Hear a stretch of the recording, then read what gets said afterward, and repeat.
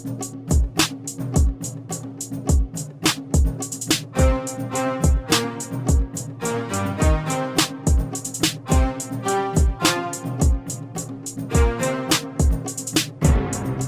listening to Rookie Pirate Radio, the official anime and manga podcast for In Between Drafts. I'm John Negroni.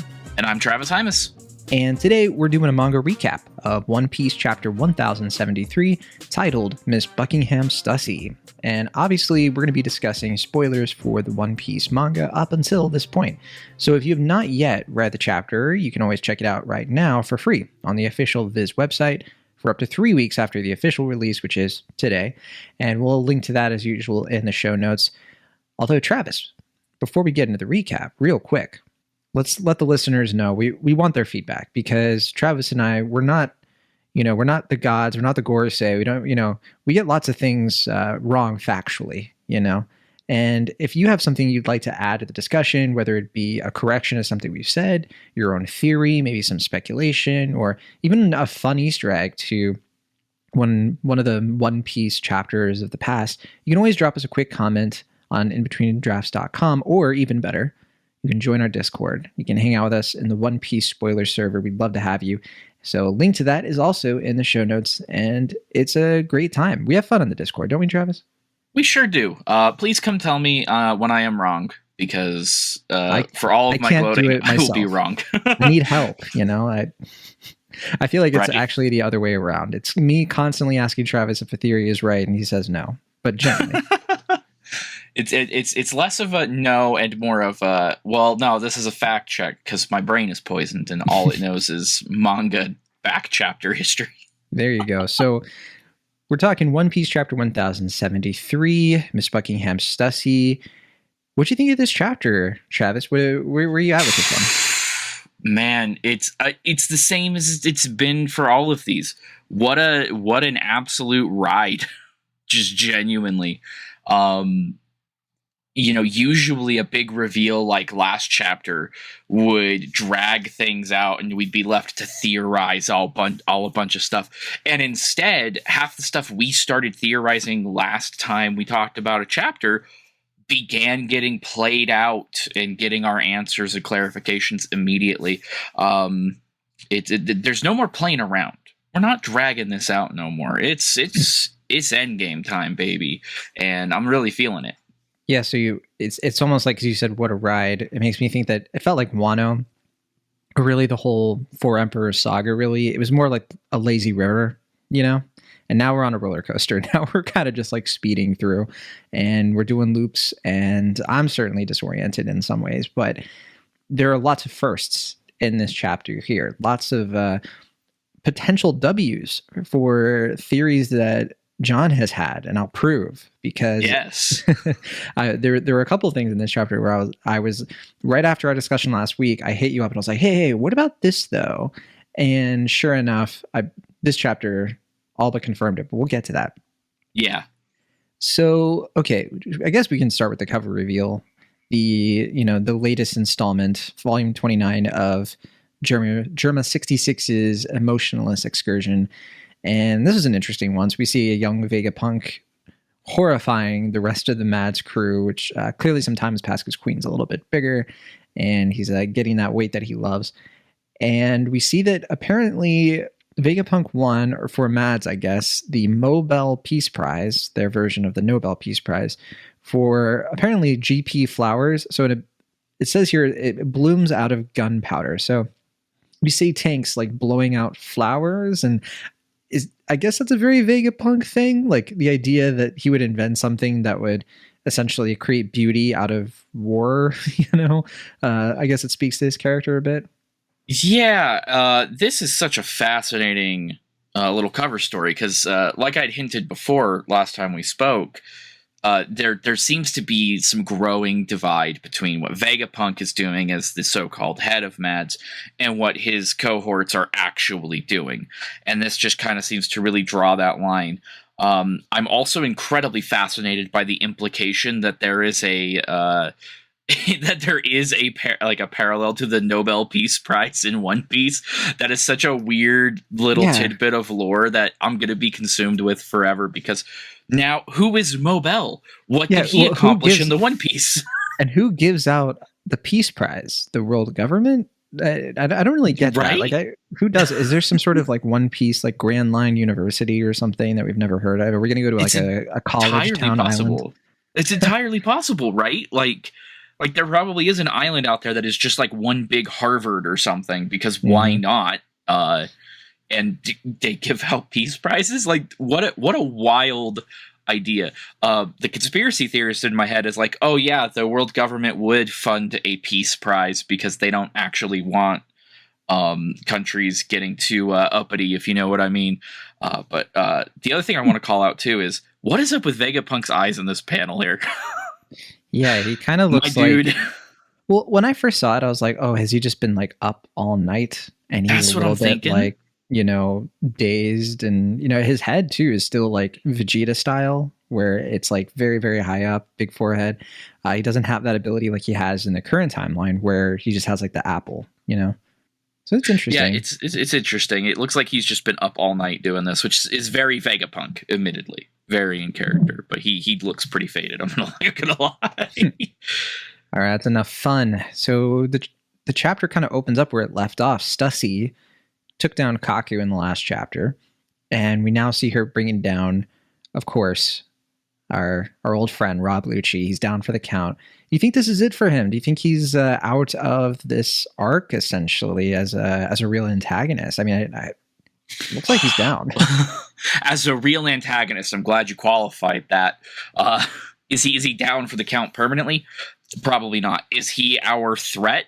No, absolutely not. I mean, how much rubbing does it take to get Sea Stone lipstick off? You know, right? Like Hatterene could theoretically take care of that, but are they threats now? I think we've established truly and completely that both of these guys are just going to get absolutely wiped out every single round for the rest of this arc, and I'm good with that. They got it coming. Yeah, my guess is that, because like you said, Stussy, she uses two interesting abilities we haven't seen from her yet. So obviously, I mean, the one we have seen is when she chomps on Lucci and that puts him to sleep, and she calls him a wildcat. How nice. But yeah, she also, like you said, she uses Sea Prism Stone lipstick to kind of, she like puts it right on his neck, and it lowers his power. And there's a nice little, I think, caveat that's added here, where it's not that Stussy is stronger than Lucci and Kaku. She says that like, oh yeah, I'm not going to fight fair. She just has the jump on them and is able to bring them down with dirtier tactics, which is pretty CP0 of her, I guess, right? Like that's the kind of thing that you would expect from a government agent in the highest secret intelligence agency. But also we see her use one of the 6 powers, the paper art after image. So she's able to dodge Lucci when he tries to get the jump on her. So it is kind of interesting that he underestimates her a little bit, although maybe he doesn't, because he does go for the kill like immediately. Yeah, he's using the finger gun. Yeah, I don't know if we still call it the finger gun. That's what I've always called it. You know, he used the nose gun. Yeah, exactly. Like they are immediately going for it. But this is the first time we've ever seen 2 CP agents really go at each other, you know, before. So it's almost like a duel. Like they've played this out in their heads, and she already knows how this is going to go, so she's changed her tactics. Mm-hmm. It's the first time we've ever seen them really go at each other like this, which is fun, actually. Even if she wasn't a traitor, it's fun to see that. I'm sort of thinking that, and this is a bigger comment on the whole chapter, I feel like we're gearing up for a big flashback mini arc. I feel like we're gearing up for maybe like 3 to 5 chapters of just Bonnie, Vega, and Vegapunk going through memories of Kuma. Could even be longer than 5 chapters for all we know. And my thinking is that we're probably going to have a bit of like a time skip, like a mini time skip, obviously, between when the Elder Star, who gets named in this chapter, which we'll talk about, shows up with Kizaru, and everything goes from there. But I think that there's going to be like this like natural like passage of time, and my thinking is that Lucci and Kaku are going to be like tied up and like put away. Like they're going to dispose of them, essentially, not kill them, but find a way to just take them out of the picture, so readers don't have to worry like, well, when are they coming back? Because I don't see them being like rescued or necessarily getting picked up by the Marines at some point, unless they just abandon them right there. So because I don't think we see them tied up anywhere like later on. Like once the Seraphim get pacified, I think that's it that we see of Lucci and Kaku, right? It is. I think the because she reports to Shaka that there's Seed Prism Stone on them, which is very effective as we've seen in the past. So I think this is just a hey, we're on a time limit here. They're incapacitated. They're going to be weakened. They won't be able to use their Devil Fruit powers. That's good enough, long enough for us to get out of here. Seems to be kind of at least her thought process. Yeah, that's kind of what I'm thinking. And we get this revelation that she has been working or has been on the same side as the Vegapunks for over 2 decades. So I was kind of curious about this. So it says over 2 decades of undercover work. And we know that she's a clone of Miss Buckingham, but she looks so young. Do you think that, I guess there's either two ways to go about this. Either she went undercover at a very, very young age. Like, let's say she's in her 30s right now. Maybe she, went undercover when she was like 10 to 15, like a teenager, which wouldn't be out of the question for this world because lots of characters came up from being like very young into the Marines and all of that. And she was a leader of the Pleasure District, so that, maybe she was undercover for CP0 in that instance. We don't really know. But the other theory, I guess you could say, is that she ages a lot slower than other people. So she might have been like a fully grown adult for a long time. And if it's that sort of thing where she doesn't age necessarily because she's a clone, or it could be because she's a clone, or it could be related to her succubus powers, right? It could be whatever that is. We don't know if that's a devil fruit. We don't know if that's a side effect of her cloning. We don't know anything, really. Right. It's the way I'm leaning is it's either a clone thing or a devil fruit thing. We don't. Is it a vampire? Is it a succubus? Either one of those has plenty of excuses for her to be younger. All of these, of course, make it more interesting when we do eventually see the original Miss Buckingham Stussy, who is very much not young, and we've never seen any of these powers from her. Being able to use after images, of course, she's been with the government for 20 years. It's easily explainable. Why does she look the way that she looks? The other thing that I think is interesting about her age and explaining that she's been this double agent is that Shaka implies that wasn't originally the expected. It's not by design, I guess is what he says. So yeah, she found her way there. They reconnected. How long has Vegapunk been working with the government specifically? That's also something we don't really have a firm answer to. Given what we know he does. We know that he was starting to join the government during the O'Hara incident, right? That was about 24 years before the story started, or maybe a little bit more than that. So that does kind of age Stussy a bit, because if she was like a little kid, the reason I'm leaning away toward her being like, oh, she was cloned and was like a fully formed adult, I'm kind of leaning away from that because the chapter previous said that she was like not only the first successful clone, but she's like positively human. She's like for sure like a natural human being, and natural human beings age. So I kind of lean a little bit more toward something happened with Vegapunk and Buckingham Stussy. Like there was some kind of like all clone, because we'll get into the Weevil thing. And I think it's time that I get my little get on your high horse here. My high horse. Yeah, that's a good way to put it. Because so I didn't say this last week, but literally I want to say like an hour after we finished our conversation, because we talked about how Dr. Hogback might have been the West Blue scholar that Vegapunk references, right? And I was looking into that and I was like, oh, who else could be clones? We had our little talk of like the Clone Wars. And I couldn't help but notice that Weevil, right, because I was kind of looking into Buckingham Stussy and like all of that. I noticed Weevil has like the stitching. And I haven't really like paid much stock to that before. We mentioned it a little bit, just as a general concept. I don't think we talked specifically about what you're getting at here, though, on the podcast. And what I'm getting at is that might be the marker of like an unsuccessful clone. It might be related to Dr. Hogback, but either way, I think that for sure Weevil is a clone of Whitebeard, not his actual like natural son. And so the Stussy thing has me thinking that Vegapunk was able to make a clone of Stussy and Whitebeard, and it was like some sort of like exchange, essentially, of like, oh, Stussy will, or Miss Buckingham, I will, clone Whitebeard for you, and you'll get Weevil, but I want to be able to clone you and get my own clone, Stussy.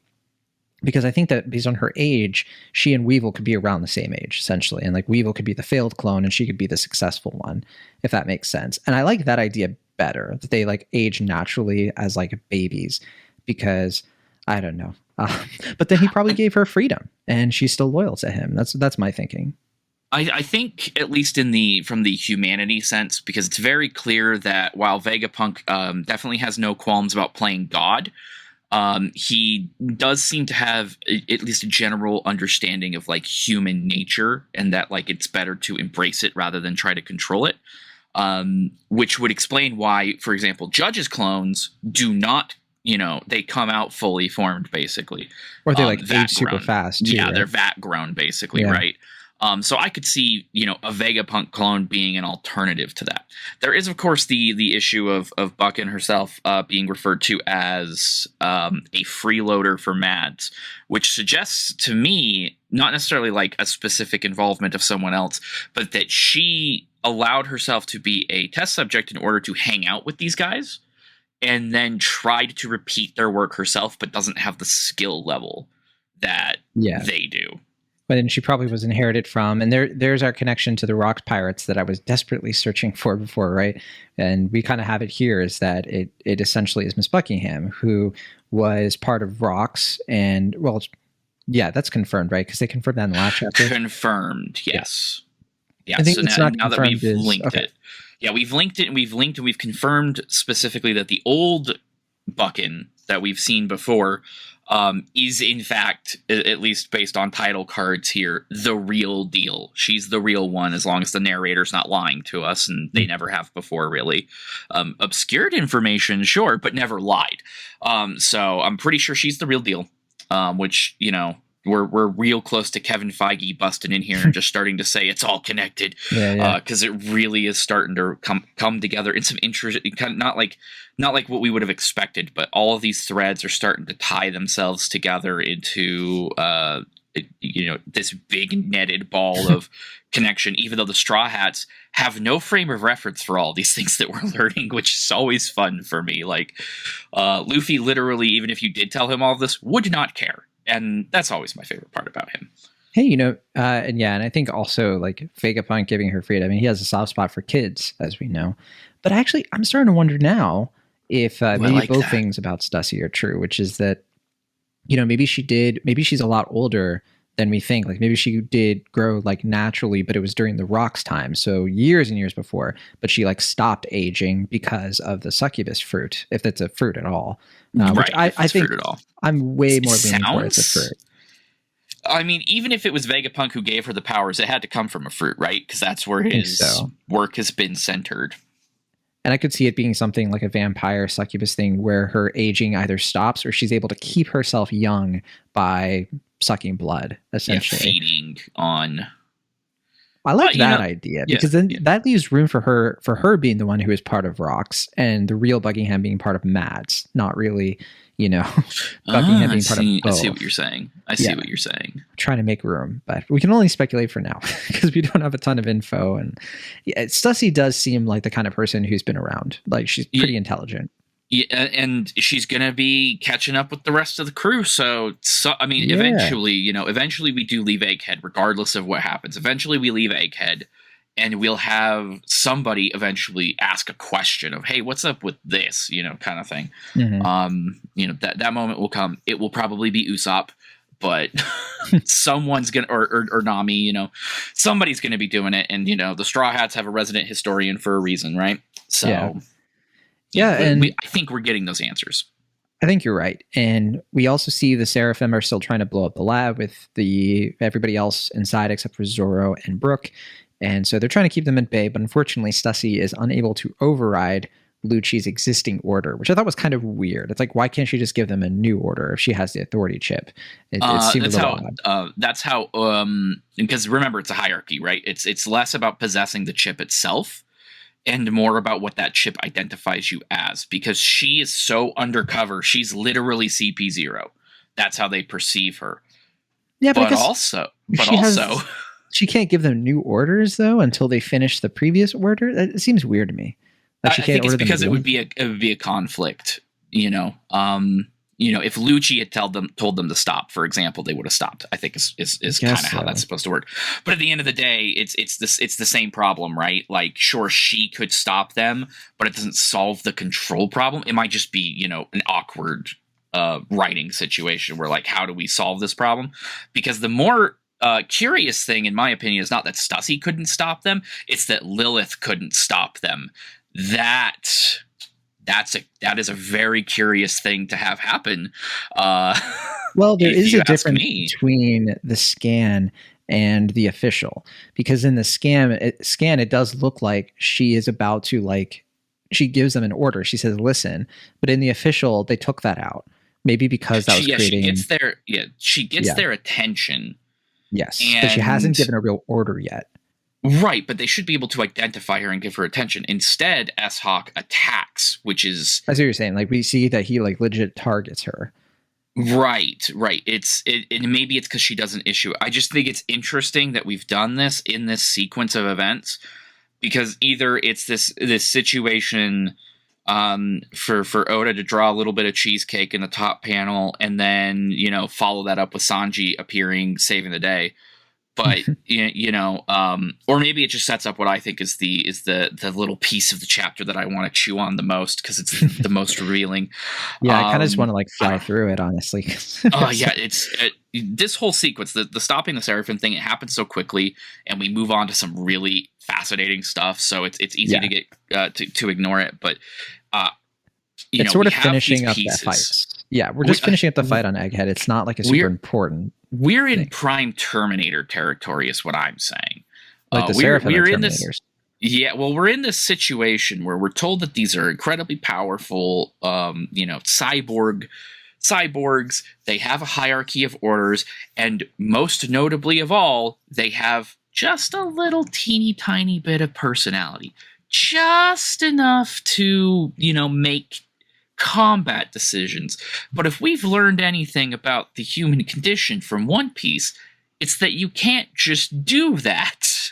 Well, and I think it's purposeful that that's happening when we're about to learn about Kuma, right? We're about to learn about his sort of conflict between being an android and a Yeah, so I don't think we're done with the Seraphim. I think we've got a couple of twists, and I think they're going to play into the personalities of who they were created from, basically. So, and what you're alluding to there is that there's a bit of a clash between Zoro and Mihawk, S-Hawk. He goes for S-Hawk first, of course, because Zoro, of course. He wants to. And he says that now that I get a better look at you, you're actually a little more human than him. And it's a great one, because it sets up so much speculation, because, like, why would he say that? Does it? Is it because S-Hawk is sweating? Does it look? Is it because he looks, like, empathetic in some way? Is it because he doesn't look as, like, demonic, or is there something else to Mihawk? That Zoro is aware of. That's where I'm at. This man spent 2 years with Mihawk, who has notably, calling them more human, especially in the official translation, is a choice. It is such a choice of words, because they're not human, for one. For two, Mihawk, for all we don't know about him, he has been portrayed as at least a very honorable man, if not a little bit kind. Maybe too kind. He doesn't have any patience for Perona, but he does not rid himself of her. He agrees to train Zoro. Even in their very first encounter, where Homie is just going around absolutely destroying pirate crews, he intentionally leaves Zoro alive. And obviously that's for, a specific, reason. But that reason is, maybe one day he'll come beat me up. But then he trains him, he feeds him, he houses him, and Zoro comes away from that with this man has less humanity than a robot version of himself. Yeah. I gotta know. What does that mean? Oh, other Mihawk thing. He refuses to fight Shanks because he thinks Shanks is no longer, in the same fighting shape. Right, because he lost. There's a little bit of it's sympathy for his perceived disability, and we don't think that's really the case. And we could talk about how that may or may not be kosher, but he ultimately operates with a code of honor. In a way, nothing that you would normally see somebody considered monstrous. He's no Doflamingo, right? So what a take from Zoro. I want to know more. It sounds to me, Travis, and I can't believe I'm hearing this from you, but it sounds to me like you all but subscribe to the worldwide theory that Mihawk is a sword. It's a sword. I hate that theory so much. It's pretty bad. I hate that theory so much. Oh my goodness. How low will our jaws drop if that ends up being the case? Oh my gosh, if he was a sentient sword. You know why I literally cannot buy into that as a theory is because Zoro would never use that sword. Well, that's the idea, isn't it? He would never use that sword. And if Zoro isn't inheriting it, why would it be the sword? Why would that be a thing? But Mihawk does eventually have to re-enter the story in a way that actually allows him and Zoro to clash. And it can't just be this friendly, oh, well, now I'm strong enough, let's just have a brawl kind of thing like him and Shanks used to have. This is literally Zoro's entire character. Conflict is getting strong enough to fight Mihawk. It has to pay off in the story. And for the first time in a long time, it really feels like we've got some even more optics into Mihawk as a person, not just into his past, which is we have not had for a very long time. So we do see Sanji saves Edison right as he orders the Seraphim off, and Lilith, who is supposed to be the satellite of evil, she is extremely excited because she was worried that he died, and they cut away, of course, before Sanji could try to milk this appreciation that she has, where that's probably to go nowhere. But from there, we just sort of the Seraphim have now been pacified, the pacifistas have been pacified, and everyone's asking questions, and they're going to escape the island now, and they tell Stussy to come with them along with the Seraphim, and Usopp panics a bit because it's like, how many more people can we fit on the Sunny? But they can't escape because they've lost track of Vegapunk. And our only shot of Luffy, we didn't see him at all in the last chapter. We see him and Chopper really quickly here, and he is shouting for Bonnie and Vegapunk, who he calls Old Man Punk, and he's like, we can't leave on the ship without you. And this was something that you had speculated of, like, do they leave Egghead Island without Vegapunk? It seemed like you were skeptical of that. So a little bit of a W for Travis. Yeah, we'll see. I do like that. Again, this is something that I observed before we started the podcast. I observed this. Luffy has a thing about names, right? Yeah. So if he's calling you by a nickname, it means you have not become close enough to him for him to bother to remember your name. It also means you're not going to join the crew. But here, he calls him Old Man Punk, but he's calling him by his name. You know what I mean? Like it's much closer to the real name than, Cabbage. You know what I mean? And of course, ever since they first arrived on this island and they had a conflict with that cop pacifista, Luffy has been calling her by her name. Mm-hmm. There's no, even Law he had to have a conversation with first, but we haven't even really had that between Luffy and Bonnie, and he's already accepted her, which is, it's quintessentially Luffy. She cried in front of him, and therefore he has empathy for her. It's what it feels like, because Luffy he's emotionally intelligent, right? He doesn't need your backstory. He just needs to see you for who you are. Mm-hmm. And so it's very telling that he's doing the same thing for Vegapunk now, not just calling him Old Man or anything like that, or calling him Applehead. There's 100 different things Luffy could be calling him, and he's not. And that's either a sign of growth from Luffy, or it's something specific between his relationships with these two characters. And then, of course, the narrator steps in, yes, which is always a big deal. An incident had occurred, says the narrator, and Dr. Vegapunk's Stella was nowhere to be found. Which, yeah, it looks like something happened. The last we saw Vegapunk and Bonnie, they were about to experience Kuma's big paw print memory, which is why I think they're setting up a big flashback arc or some kind of like mini arc where essentially Bonnie and Vegapunk go through like a little bit of a Christmas Carol, essentially with Kuma. Christmas Carol, good. Ooh, okay. That's all right. About it. I'm intrigued. And I did have a thought, and I messaged this to you, and you, of course, said like, "That's nice, John. Keep at it." You make it sound like I talked down to you. That's how I make it up. I'm like Luffy with the nicknames, But I just had this feeling. It's like, okay, well, we have all these Vegapunks. We have Stussy. Like, I like the idea of like a Vegapunk pirate crew, where Stussy is like one of like the higher ups, and you have Shaka, and you have all of them. Like, they'd make a fun pirate crew. And after this, and if they need a fleet to join, there's a Straw Hat Grand Fleet. I mean, it's volunteers welcome. Luffy ain't gonna stop you. So I'm just saying, the Vegapunk pirates. You heard it here. Probably the only time.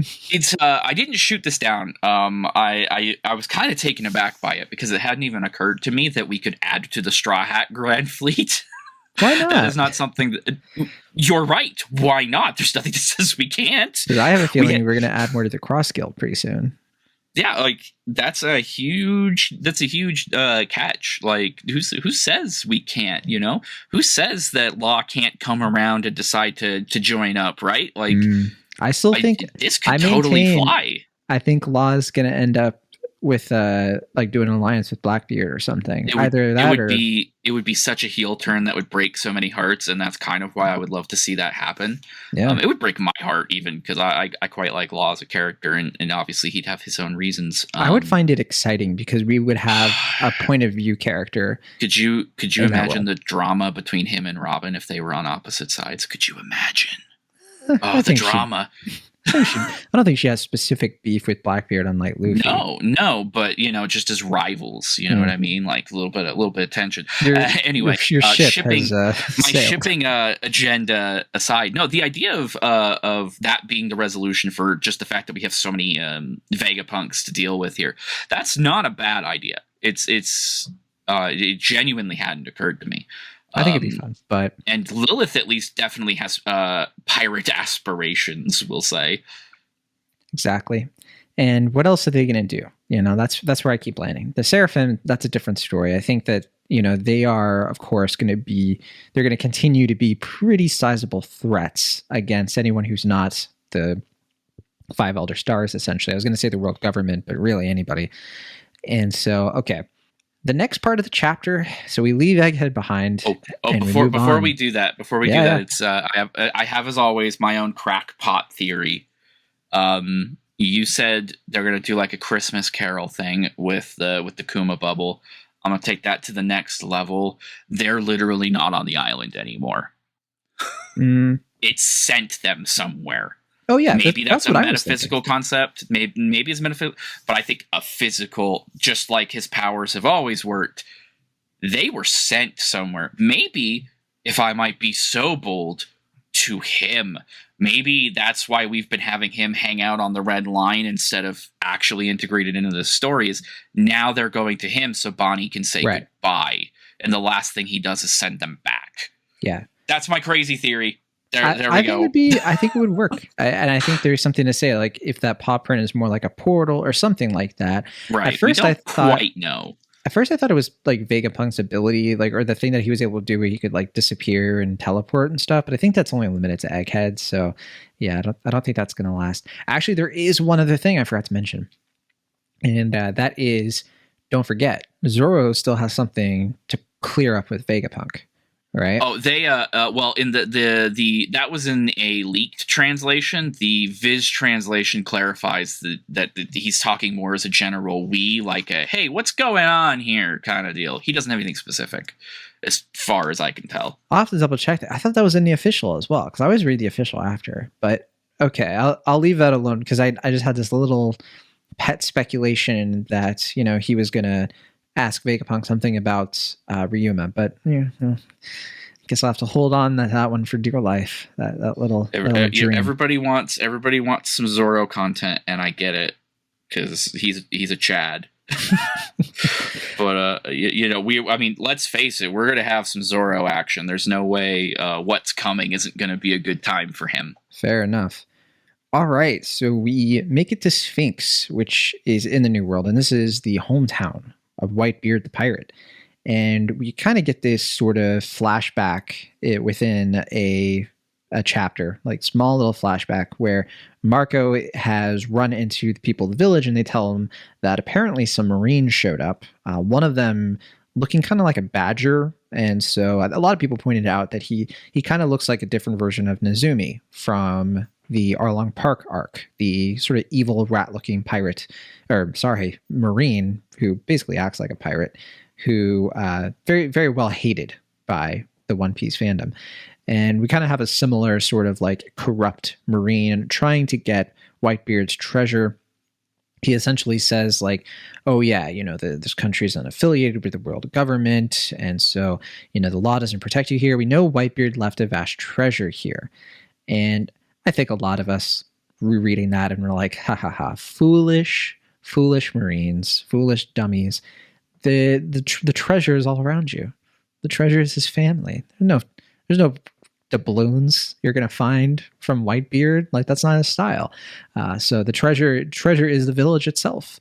But it doesn't matter. He's still gonna try to line up and shoot an old lady until we see Weevil show up and probably kill him because he takes a full hit from Weevil. And we know that Weevil is monstrously powerful. He's called monstrous in this.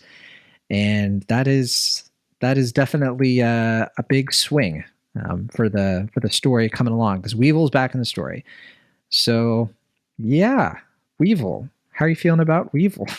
I am still in awe that, as always, something that very clearly felt like a joke for the longest time, just a fun little, like, here's a consequence of the actions of the world on Oda's part, turns out to be like a Rosetta Stone for a whole bunch of our most wild mysteries in One Piece. True to form for Oda. I think I'm impressed that we haven't seen him do much yet. There's a lot of times where we will cut to Weevil and we're told that he's powerful, and then we cut away and he's won his fight. Same with when the warlords were disbanded. They even say they sent battleships after him. Clearly he destroyed them. We've never seen him really use his powers beyond really this point, though. Okay, he's strong. He's physically strong. Cool. Can he use hockey? Is that why he lost to Green Bull? We haven't seen him fight at all. And I find at this point that to be suspicious more than a time thing. Really? Because I just assumed he was really, really powerful, and we weren't supposed to know he was. And maybe that's the case. Maybe that's the case, and I'm just thinking too hard about it. But now that we know that he's important to the story, and at some point we are probably going to get some overlap between our main storyline and this storyline, the idea that Oda hasn't at least thought about how this man fights is kind of not likely. So he's powerful enough to sink tons of battleships, but he's not powerful enough to fight one admiral. I hate power scaling in One Piece because it doesn't matter. Our main character is Bugs Bunny, but it's we've done it so many times now where we've cut away from him and he's just been kind of working his way. He's very close to us now physically in the Grand Line, which feels like a sprint. And again, he's now a critical piece of how we're going to get some of these threads tied together. Is Marco really going to go after him? Are we getting Marco back in the main story? I feel like we're going to get a lot more Weevil pretty soon. Yeah. Is where I'm at. He's not just strong. There's going to be a fight that he needs to be involved in. And again, now that you've opened the door, the Straw Hat Grand Fleet could be taking applications. No, I think Just an idea. This is a cross guild guy. If Yeah, I think cross guild is going to be going after former warlords moving forward, and which means Law wouldn't be off the table either. If anybody could rescue Law from Blackbeard, it would be Mihawk and Crocodile, right? That said, I think that, first of all, with Weevil, I always thought something was really strange with him. Like his introduction, you're right. It does come off like a joke. It comes off as a bit of a punchline. It's like, oh, that's not Whitebeard's son. But then he becomes a warlord. We find out, maybe through the perspective of like when people hear about Buggy's exploits, like he brings down battleships. He's super powerful. But we really get the best proof of it when the Marines disband the warlords, and when they go after Weevil, he takes him down.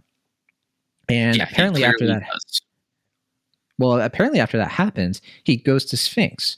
And I was wondering, like, why would he go to his dad's hometown? I had this thought that like maybe he was going to get his father's weapon because it's on his grave. And he still has, I think, his original weapon when we see him like fighting off the Marines there. So I don't think he's done that. I think he comes home and then like saves the village.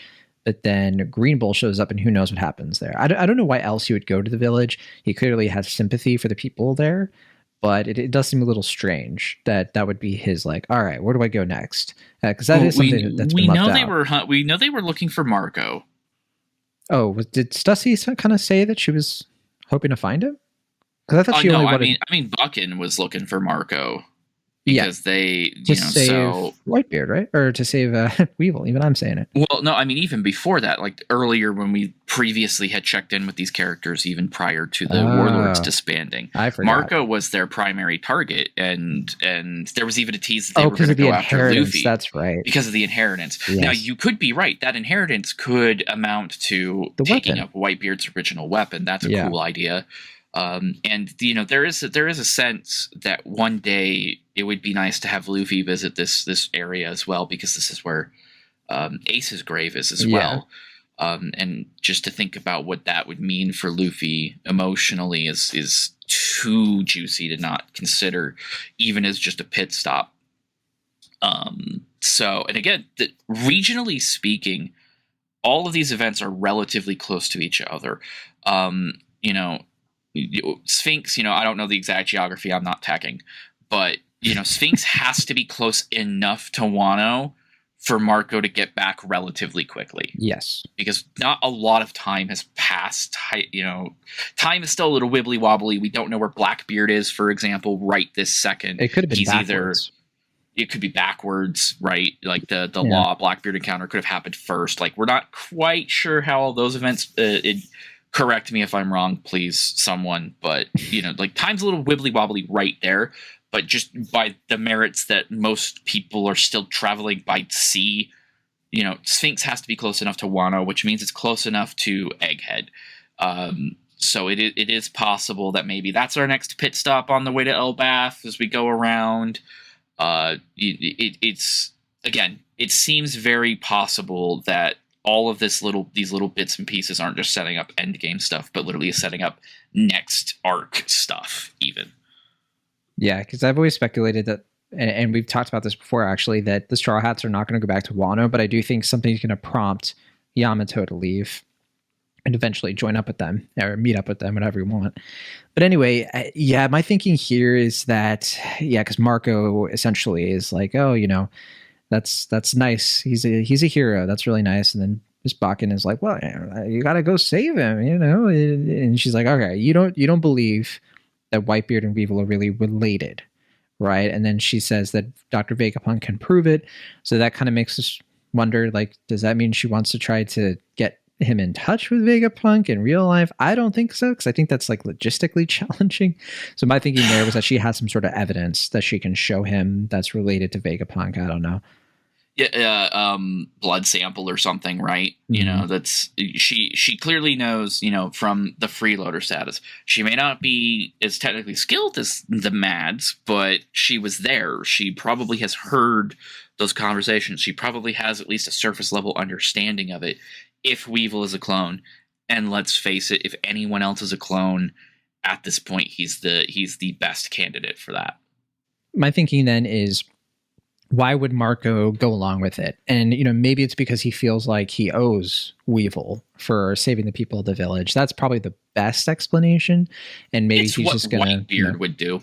Yeah. It's what Whitebeard... He'd send somebody, right? Like, be like, you protected my home. I just feel bad for Marco. He just wants to relax and retire. Nobody I really... Marco doesn't really seem to have much ambition, you're right.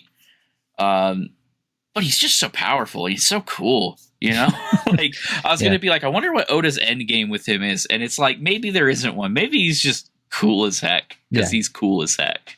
Yeah, he's the basketball coach, He just kind of is a lot cooler than you would expect. So you mentioned Green Bull, Admiral Ryokugu, who is able to take down Weevil. And I wrote this down because I was a little bit like, all right, how strong is Green Bull? And I was trying to go back through it and be like, what was he able to accomplish that we've seen? And so we know that, first of all, we do know that he was sort of recruited out of necessity because Aokiji is no more. Now he was straight up drafted, if I remember right. Right. And so Fujitara and Ryokugu were basically recruited into the Marines directly. And so we don't know how strong Green Bull really is, because it's not like the Marines were able to promote somebody from within that they have a great track record for, I guess. But so they bring him up, and we do see him easily, without breaking a sweat, bring down King and Queen. Now, granted, they were both injured.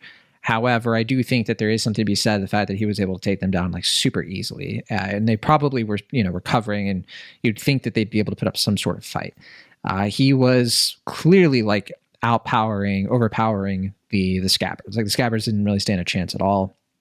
His power was just overwhelming, and we didn't really see Yamato fight up against him, which would have been a really good indication because Yamato was at full strength. That said, he took on a huge blast breath attack, and I think that it didn't really phase him, the attack from Momo. And then after that, he gets the inkling from Shanks, the hockey. And I think it's not that he was beaten. I think that he looked at it and was like, all right, there are two emperors of the sea here, and I'm having trouble against the Wano locals. So I think that he wisely surmised that he wasn't going to get out of this easily. He wasn't supposed to be there in the first place. He was not told to engage. So I think I think he is really powerful, but he was just playing it safe at the last minute. That's kind of where I'm at too. Is again, I kind of actually hate power scaling in One Piece because just the way the power system works is far less based on hard and fast rules, and more about just just kind of figuring out how each situation fits itself. I think people need to remember the vulnerability of these things, because it's the reason that an admiral couldn't just go after a Yonko, because it leaves a vacuum. If you do that, you leave yourself vulnerable to the other power. It's almost happened to Luffy. And you think about Marineford, there's eventually where so much attrition happens across the board that you're completely out of resources. They are a military outfit. They have to think about this tactfully. It's not just like Luffy, well, I'm just going to go punch everything in my way. There are resources they have to think about. There are people they report to. Green Bull was absolutely already in deep crap because he had already ignored orders, right? This could absolutely lead to some genuine problems, because who I definitely think he can't beat? Sakazuki. Yeah. So I agree with you. When it comes down to that, if you can't beat Sakazuki, you probably don't want to piss him off too much. Eventually, he too must leave his office. And he probably didn't, because he was able to bring in King and Queen, which I think is right. I think because especially since Sakazuki is also not against not follow, getting a little bit creative with following orders, as we know from his various war crimes. I think he has a little bit of understanding, but starting an incident between two emperors of the sea over an unaffiliated nation, not affiliated with the world government, that could potentially unleash an ancient weapon is going to get the attention of the Elder Stars, and eventually you get lava fisted. Like there, you have to kind of think about it like, oh, if I bring in Straw Hat Luffy, it doesn't really matter that I broke the rules because, hey, I brought in Straw Hat Luffy, but you're not bringing in both. There's no way. So even if you get away, even if you get one of them, you have agitated a situation far beyond something you can handle completely solo, which again, he arrived completely solo. But I think also the way his powers work, because he didn't just beat King and Queen. He didn't just fight punch King and Queen. He drained them. He drained the scabbards. The fact that, like, you think about the scabbards specifically, they're all samurai. Most of them don't have, combat-based devil fruits, if they have devil fruits at all. So, physical strength is probably not how this goes in just a one-to-one. So if Weevil, isn't a hockey user, for example, or hasn't mastered hockey, he's probably doesn't stand a chance. Because wait, do we know that for sure? That we don't. That's what I'm saying. Okay, that's what I'm saying. We don't know. Does. I mean, you would assume, right, at this point, if he's operating at this level, he does. But can Buggy use hockey? Who knows? Again, the rules of this are not necessarily always 1-to-1 to 1-to-1. So if Weevil is primarily an armament hockey user, even, and is just relying on raw, pure strength, all that Green Bull needs to do is get some vines around him, and he makes quick work of that, potentially. That's how I feel. Yeah, so it's probably not so much that Green Bull's so much more powerful than Weevil in strength, or that, he's tiered higher. It's, we're talking about the basic rules of One Piece. Well, he's a Logia user. He's a hockey user, almost certainly. Also, on top of that, it's not just Green Bull. He has tons of Marines with him. So it's not just Weevil taking out a bunch of Marines.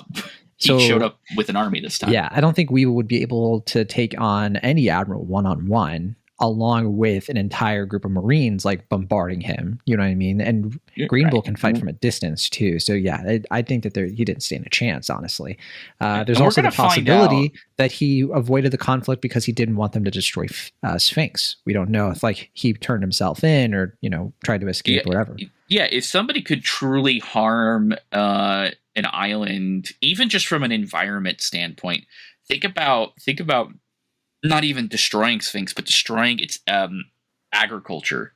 Right. If Green Bull can cause things to bloom, hypothetically, he could also cause them to wither. Actually, that's kind of where I'm at now. I think what happened is Green Bull showed up and basically told him, if you fight, my powers are going to bring this whole place down, and then Weevil, basically sacrifice himself and maybe didn't even fight at all. Because it's not like she says he took my Weevil away. She doesn't say that he beat up Weevil. She doesn't say that he defeated him. She's like, he showed up and he took Weevil.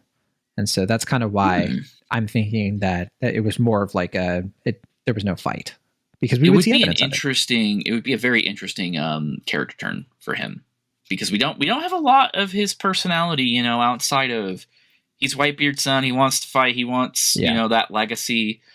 So it would be quite some growth to see him actually carry some of Whitebeard's, passion. Look, for the less tangible treasure. If S-Hawk can have a spark of humanity, be more human, then Weevil can too, can he? Right? Yeah, that would be fun. That would be, and Luffy would probably actually like him.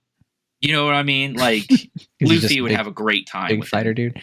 You know it. I do think that he has to have some sort of armament hockey, because I just don't think you can operate in the New World without it.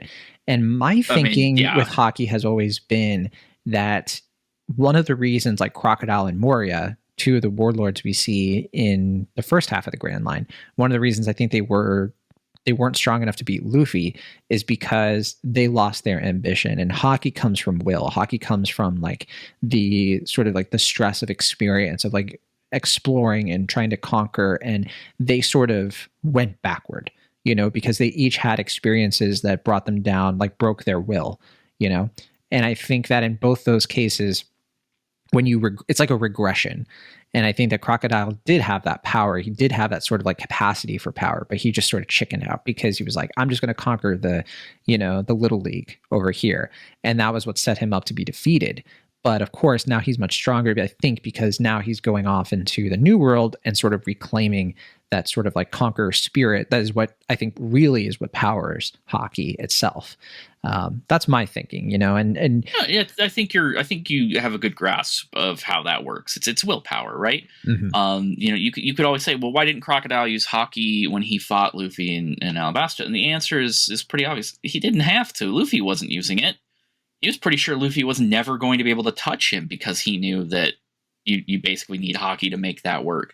And Luffy finding a way around that through sheer will, like I said before, Luffy changes people.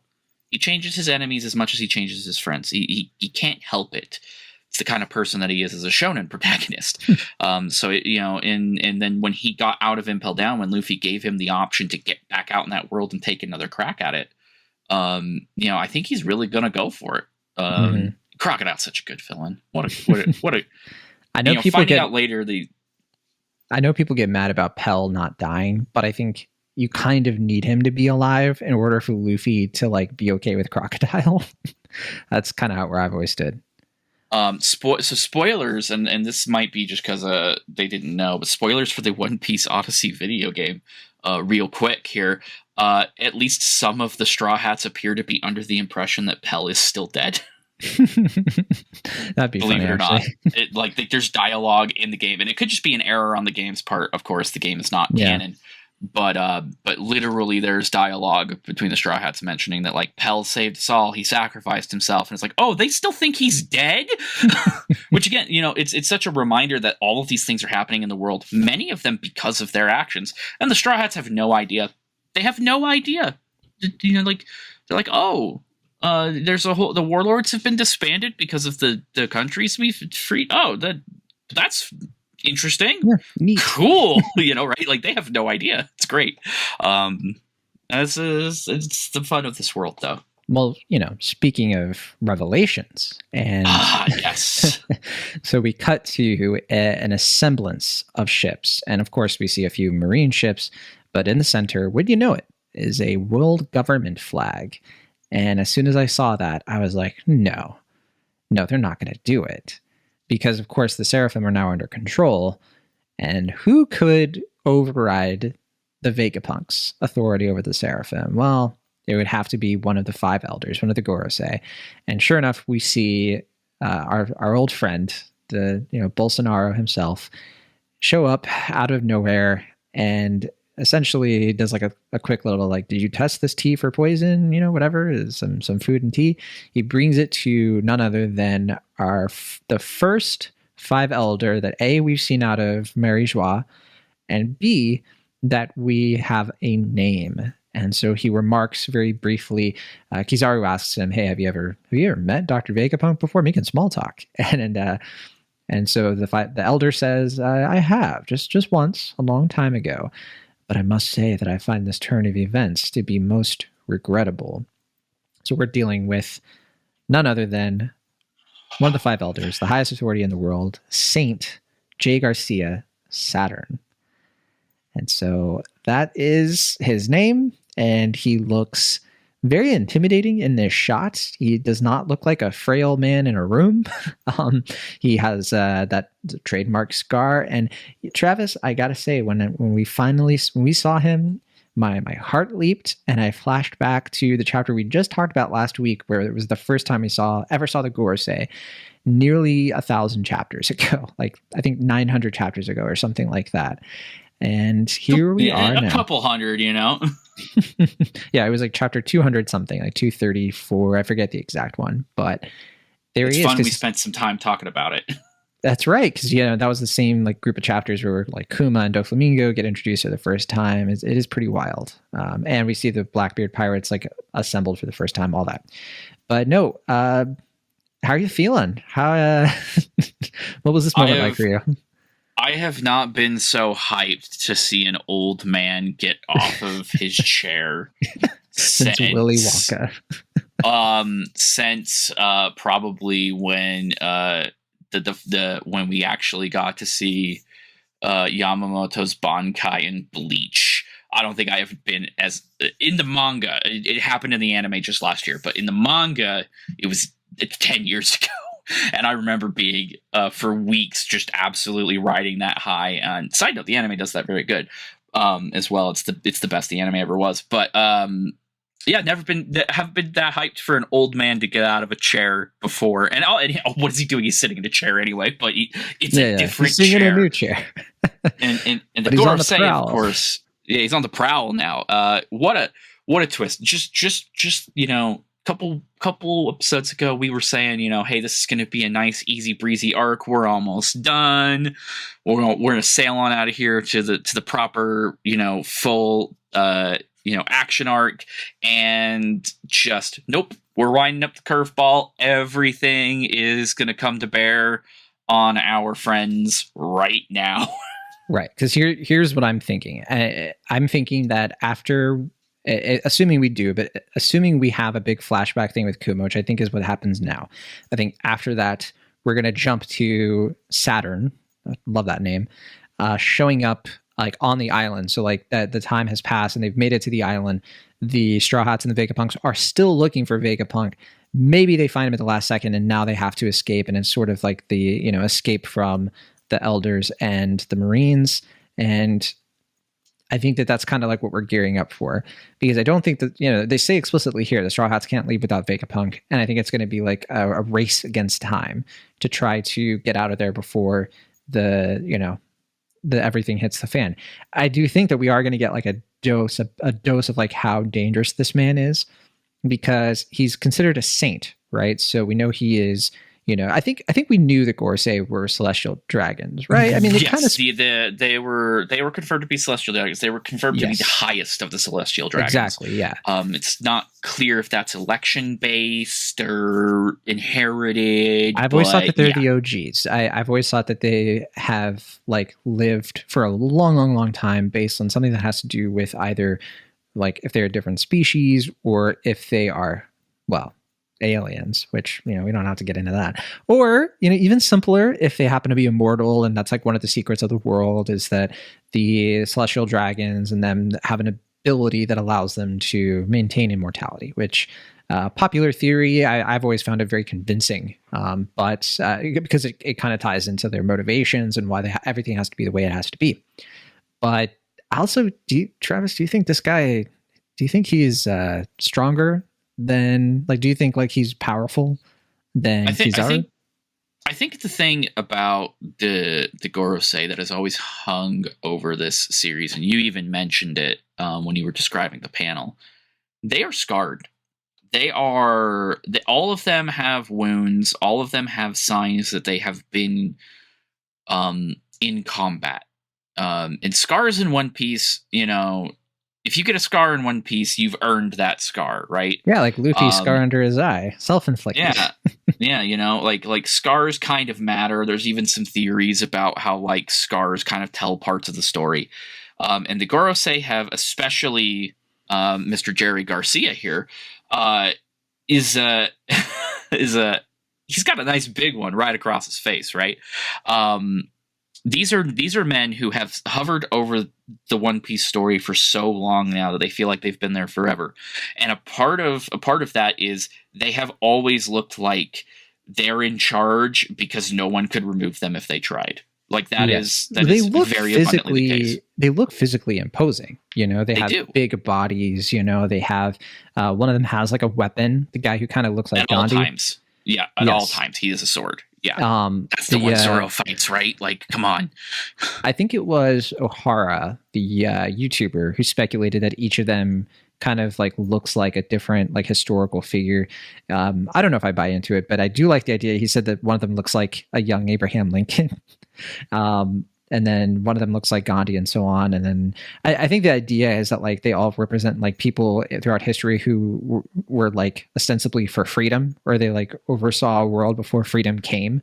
And so that's the idea. But yeah, even that guy you see he has like a big scar on his chest. One of them has a big scar on his forehead. Two of them, I don't think we ever see scars, but they look like really tough, and they probably have scars like on, somewhere we don't see, I guess. Yeah. Yeah, they are an imposing force, so that they are now involved. And of course, this has kind of been Chekhov's gun for a while since we saw the the hierarchy of control. So it's not necessarily surprising outside of the fact that like, oh, we are actually at this point. So much like the Gorosei did not get, like Whitebeard at one point was literally at their doorstep, right? And they didn't get up. Yeah, well, they left it to the Marines. Shanks, just kind of like Shanks up and waltzes like, in, right? And they did not care. Yeah, how many people, and this is, I don't know if we've ever gotten a clear question, how many common people even really comprehend the Gorosei as a concept?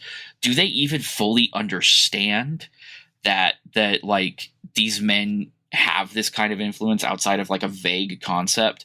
Is their engagement with them as an idea the same as like every Americans before 2016, that kind of thing? Or is everybody just kind of hush hush about it? There's so much we don't know about them, including, of course, their names. And the name is probably the single most theory generating thing since that time that Oda revealed that there was a clone of a Rocks Pirates kicking around. I don't know if you remember when that happened. Mm-hmm. These things used to be years apart, by the way. Yeah, I know. Not just sort days. Of week after week these days. But I don't think I've ever seen a the theory community get so lit on fire since clones were introduced. But even more so than that is that it fits right in, doesn't it? Mm-hmm. Of course, they're the older, ancient, Greco-Roman era discovered planets. And the ancient weapons are the ones discovered after the fact to represent the old in the modern world. Of course, yes. Of course they are. That makes perfect sense. So the speculation has been all over the place on his naming. In particular, people have said that like Jay Garcia, it seems like it's referencing Jerry Garcia because he kind of looks like that, and it would make sense because like the Grateful Dead. And the naming conventions could continue to be like a bunch of people were saying like one of the Gorosei could be Freddie Mercury. Oda going full like Freddie D Mercury is one that I got sent. It was a good one. Yeah, just to jackknife it. I mean, if he wants to go Iraqi with it and just start naming them after bands, I'm totally fine with that. Sure. But Viz would hate him, but. Other people have also noted that we know two of the ancient weapons are Poseidon and Uranus. And which quick question for you, by the way, before I get into the whole breakdown of the planets, what was the last time we saw Shirahoshi? Like she made it out, right? Like Marie-Joie, and she was safe. Yeah, and fine? We know she made it out. Okay. I know it's just kind of, I just wanted to check in real quick. Just a quick check in. Yeah. I'm just a little nervous because, this stuff is happening and I feel like she's going to come into the story again, her and Neptune. But okay. We could also speculate that Pluto is an ancient weapon, and we have the Gorosei probably like we have Saturn, and the rest of them could be Jupiter, Venus, and Mercury, and what else? Mars? Yes. Mars. I knew I was missing one. So if that's the case, and well, what would the sun be? It would be Joy Boy, Nika, Luffy. For the moon, two leading theories. My first thought was Blackbeard. I came across a few other people who were like, Momonosuke. We know he's important to the story. We know the moon is very integral to Wano and all of that. Kind of makes sense. And also because I think the Kazuki clan, it's like a moon, right? Moon and Swan or something. Yes. And he has the voice of all things. All of that kind of leads to him being very important, right? Because he can control the elephant. Okay. But Blackbeard is the other one that I think that makes a lot of sense thematically because if Luffy's the sun and his arch nemesis is Blackbeard, him being the moon. But of course, Blackbeard could also be like a black hole. There you go. Where do you land on that? Oh, and Earth people think is Im. But yeah. So yeah, I'm firmly in the of course, Oda had been planning these reveals for so long. That's why Blackbeard's power has been a black hole. He's the opposite of Luffy. The opposite of a star isn't really a moon. They're not the same thing. Like the moon is a very different entity than the sun in reality. But what the opposite of a sun actually is when a sun collapses, which would you fit right in with Blackbeard's powers. But Blackbeard doesn't sleep, which matches the moon motif. Yeah, those are loose, tenuous connections, in my opinion. He literally has a move that turns him into a black hole. Like we know this, we've seen it demonstrated. So like that's where I'm firmly sitting. Is like, yes, he fits into all of this one way or the other. It doesn't really matter to me how it does. It's clear he does, and maybe just setting his powers up that way was the first hint that we got, because Skypiea just also so happens to be the saga we got the setup for the sun god in the very beginning anyway. So, again, Oda's like playing 12-dimensional chess with us. I think what we're really dealing with here is more symbolism than it is anything else. I'm just going to completely plagiarize the Artur video that dropped like right before we started recording, and I sped watched. Because Artur does Japanese translation, which I think is super important, because while I think the translators at Viz are doing an excellent job and are doing an even better job than most people think, they were the ones who nailed Buckin before anybody else. So W's to them. But, so because of the way Oda writes, there are things that literally can't be communicated through the English language, of course. So sometimes it's important to actually analyze the kanji usage that he's using. And of course, this, so from that, he jumps into the whole celestial body thing, specifically the more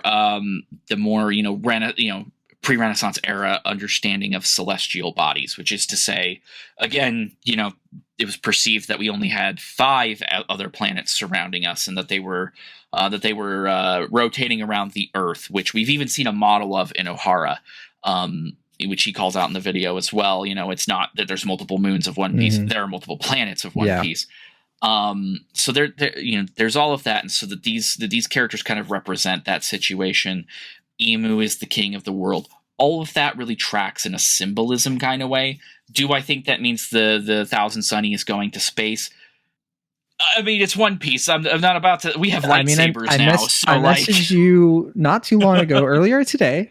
And it's in our Discord, which you should definitely hang out with us, because I dropped it there, and you can see all the proof.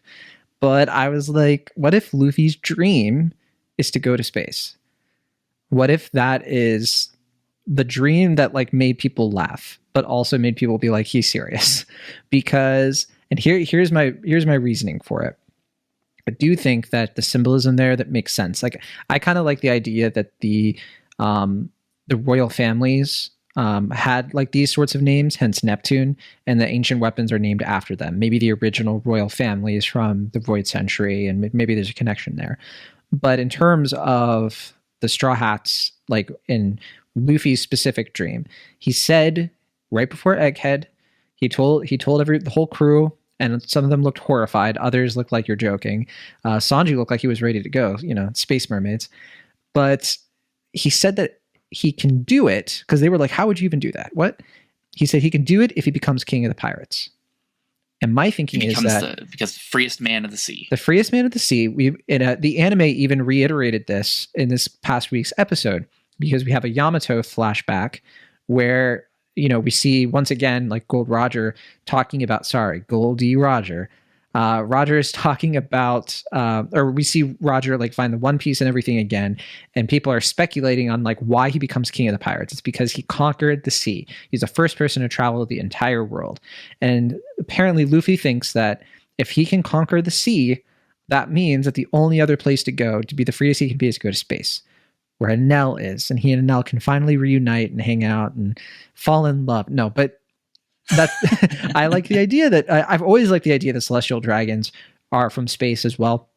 I remember like people have been speculating that since Sabaody, when they had like the helmets, they look like astronauts, right? And obviously it's because they don't want to breathe the same air, but there could of course be this idea that they consider themselves celestial bodies, that they were aliens that came to this world and caused all kind of havoc and everything. And the civilization used to be more advanced is another wrinkle to throw in there, that we could have spaceships back then. And we have Lunarians, of course.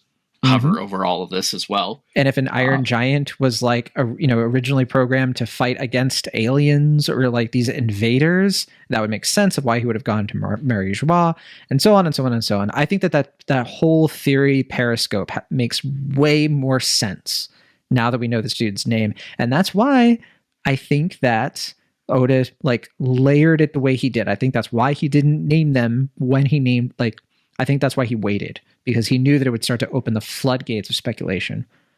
Yeah, it's strategically structured for sure.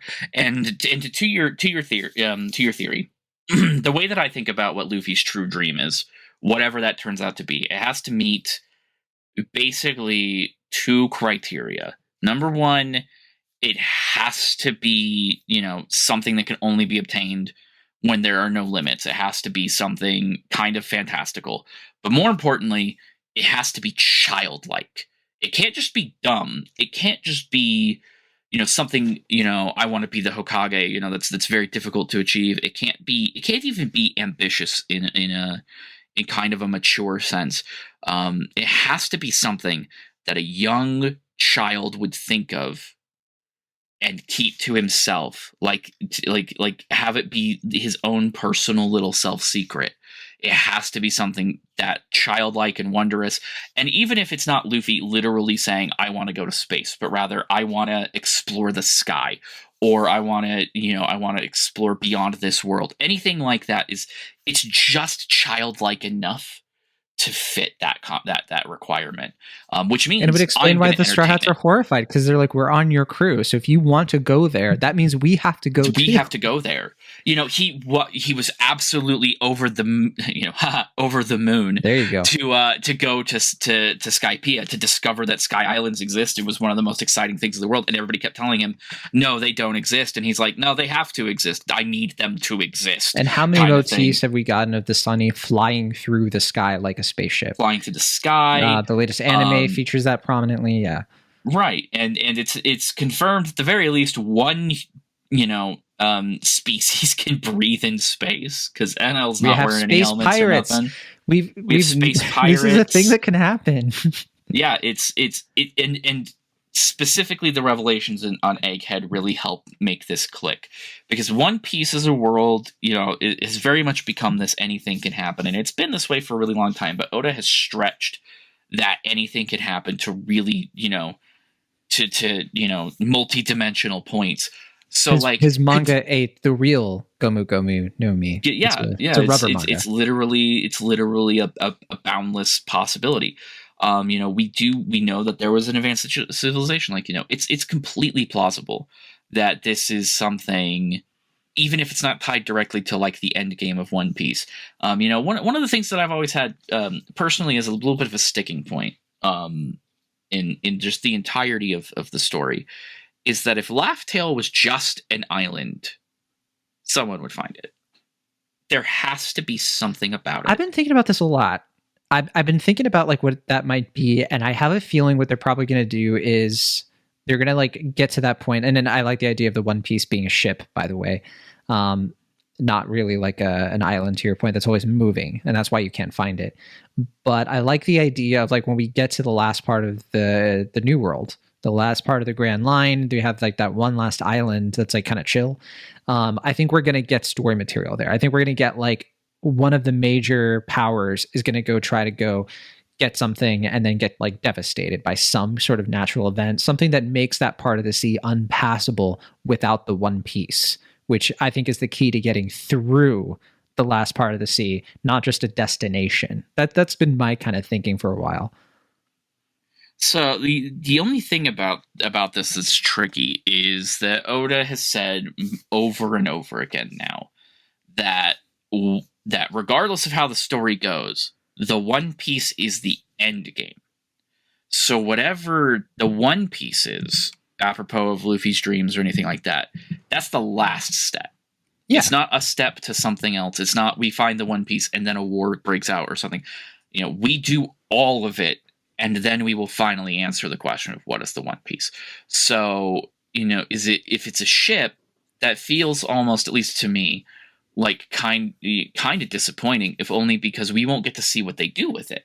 Well, no, I think that it's going to realistically. be after everything, and it's going to be like even if it's not a literal ship, it's going to be something that allows them to traverse the end, kind of similar to when like mirroring when they go through Reverse Mountain and they have their big thing where they go over the falls and everything. And that to me, it seems like the One Piece would be the key to that, because otherwise, why do you need to go to the Laugh Tale?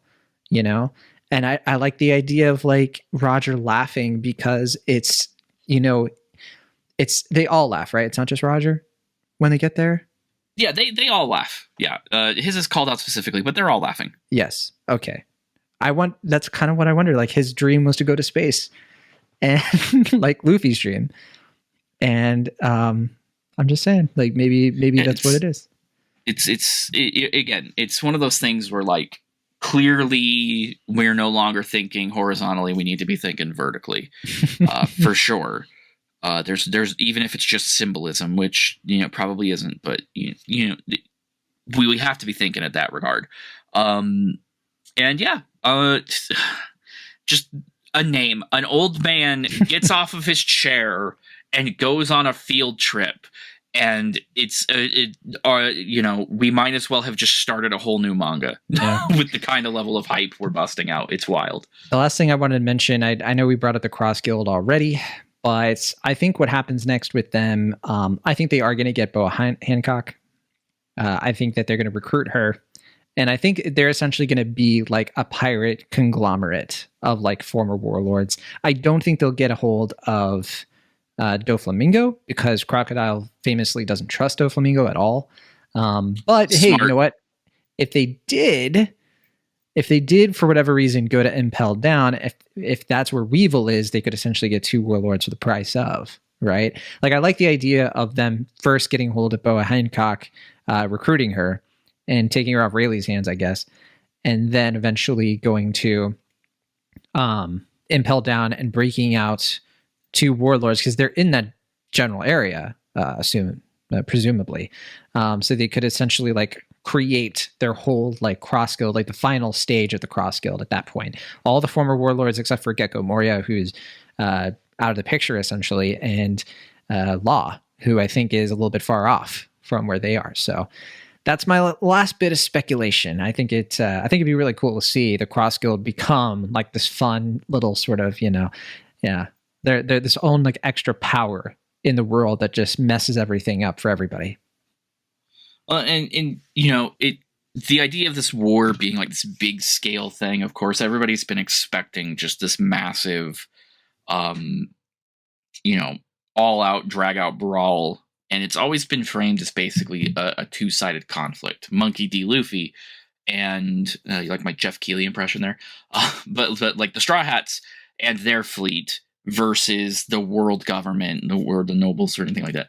But there are so many other factions here vying for the One Piece, vying for power. Like seeing Cross Guild build itself up as kind of a third party to this war. That's a good complication to the situation, because they're not loyal to any side of things, right? Yes. So and there's also the red-haired pirates. Shanks is a factor they were here. Blackbeard's whole fleet, and then also the Kaido and Big Mom, who, for all we know, could come back to this story.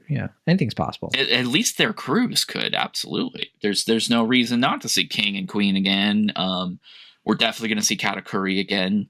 Just because we know Pudding is out there and we know how Katakuri is, that's almost a given. So there's a lot of moving parts and a lot of moving factions. So it's probably not going to be like a two-sided war and then we go fight Blackbeard, kind of like Naruto style, but rather it's going to be, almost like an actual global conflict with multiple different, not nations, but organizations and factions, sort of thing. Like a world war, yeah.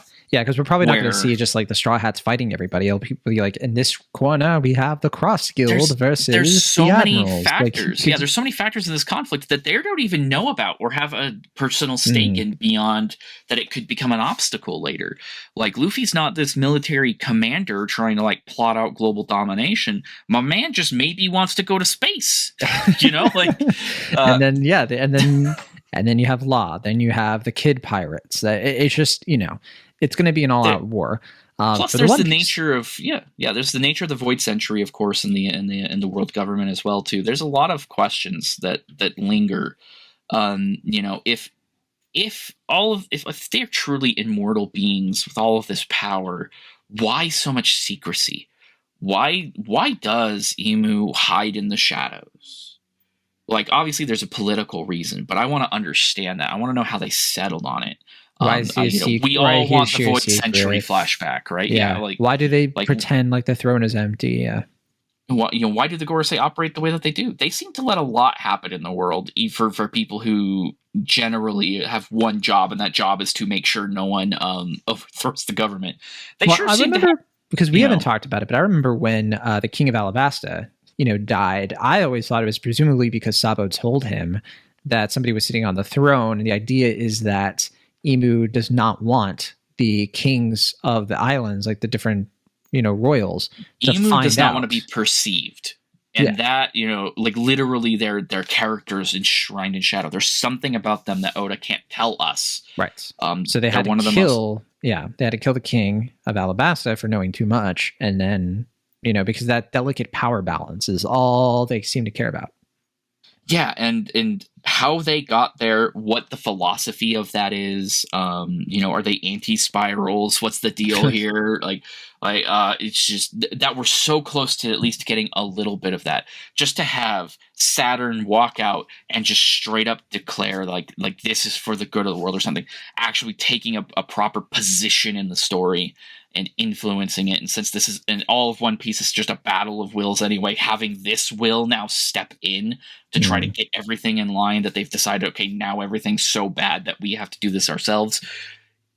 Yeah. We're in for a good time. We're in for such a good time.